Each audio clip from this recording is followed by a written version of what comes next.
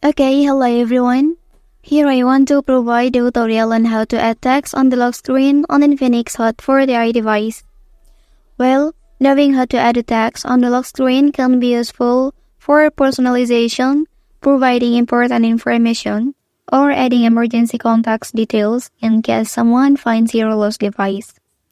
It's a way to customize your device lock screen to suit your needs and preferences, while also potentially assisting in the event of an emergency. So let's go to the tutorial. Okay, first thing first, enter the settings on your device. Okay, so here select display and brightness option. After that, scroll down and tap on lock screen option.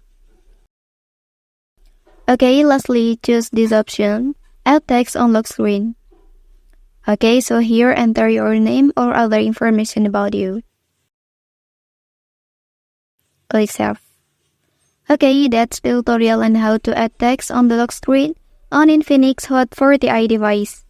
If you are helped by this video, don't forget to like and subscribe to get other information from this channel. Thank you.